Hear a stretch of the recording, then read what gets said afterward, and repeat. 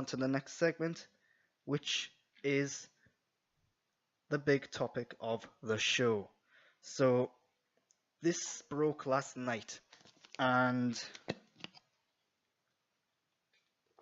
it's not an original story. It's not an original rumor. These have been going on for years now, and I don't know how legit they are. But basically, and trying to get the image up. Robin Cottle at the Daily Star says Idris Elba, the next 007.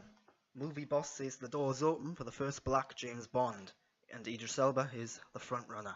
So, for years now, people have been saying Idris Elba is the frontrunner for the new James Bond. People have wanted Idris Elba as James Bond. I think he'd be a good Bond, but the problem right now is his age. He is, I believe, 45. I could be wrong there though, but either way, he's getting on in the years, and the reason this is a problem is because James Bond films, typically big action movies, and there's often a kind of romance storyline or theme in there somewhere, in which case it could be really mishandled if your actor is old. And if you look at one of the Bond films, A View to a Kill, starring Roger Moore, when he was, I believe, 58, it was incredibly weird and creepy to see a 58-year-old guy chatting up and romancing like a teenager, basically. And it just did not look right. Lots of problems. It wouldn't be very good in a modern 2018 PC era. So that's something they would have to address. And other Bond films have had themes and storylines that have addressed age before. So Thunderball is one of them. It doesn't really address his age. It's just like he goes to this clinic. It really addresses it much more in the remake, the unofficial remake, Never Say Never Again. And films like Skyfall and Spectre also address Bond as getting old. So it wouldn't be unheard of to have an older Bond or to have a film that addresses the fact that he's older.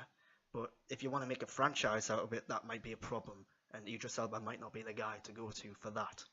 So Idris Elba would be a good Bond if you only want maybe one film out of it. So now I'm just going to run through my favourite Bond films very quickly. From Russia with Love. So From Russia with Love, Sean Connery film, second Bond film ever made. It's just a really good spy film with, I think, one of the best fight scenes ever in film history. On the Orient Express, Bond versus a character called Grant, which, you know, that gives it a big thumbs up from me, the fact that the villain has my name. And yeah, really good spy film. Not a typical Bond film by any means. Give it a watch if you haven't already. A little spoiler for later. On Her Majesty's Secret Service is a really underrated film, I think. I think On Her Majesty's Secret Service is a brilliant film that's underrated and overlooked simply because George Lazenby only done that one film. Now, yeah, George Lazenby not great in the role by any means. I don't think he's bad. But the biggest disappointment on Her Majesty's Secret Service, and this is in a documentary, is that the director and editor chose a really bad take for the final shot of the film. Because according to him, James Bond doesn't cry. So they had this chance to make James Bond human, to get a really emotional ending, and they instead just got rid of it. And it makes the end, and the end is still good, but it's not as emotional or as investing as it could have been. So next up is GoldenEye. Again, a bit like From Russia with Love, just a really good spy action film. Pierce Brosnan's first outing, and they really get James Bond back on track in that film. And then you've got Casino Royale and Skyfall. Gritty, realistic Casino Royale. Daniel Craig's brilliant in the role, probably the best James Bond. And yeah, they kind of lost the ball with that though, because as soon as Quantum of Solace came along, as soon as Skyfall came along, they stopped being gritty and realistic. And yeah, but Skyfall pays homage to everything that came before. Just a really good, entertaining film, so long as you kind of take it out of continuity with the previous Daniel Craig outings. So, just to bring this to an end, this is what I would do with James Bond if given the opportunity. I think because of how long James Bond's gone on, you need to do something different. You need to do something maybe a little wild and crazy. something that's unheard of. And doing a black Bond is fine, that would certainly do that, but I have a different idea. Go really bold. I would say set it in the 60s, and I'll get to why in a minute. But set it in the 60s, you could have lots of colourful stuff, a lot of stylish elements. It would be really interesting and fun on a visual level. And have a female James Bond. Now, of course, having a female James Bond means you are going to have to make some big changes to the character, most notably the name. A lot of people have been saying Jane Bond, which is just lazy. Don't call her Jane Bond. That's terrible. But by having a female James Bond and setting it in the 60s, you could then have themes and storylines focusing on gender politics and the rise of feminism, which was a really big thing in the 60s. And it would also be relevant today, because with the whole Me Too movement, you could address that stuff very well.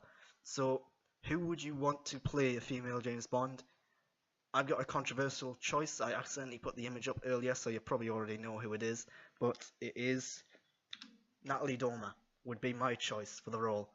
Put her in some really stylish, flashy outfits with frills and large cuffs and sleeves and so on. Give her a big like beehive or something hairstyle. I think she'd do a good job as a 60s set female James Bond, and she's a good actress. Some people have mixed thoughts on her and some of the choices she's made as an actress, but I think she's good.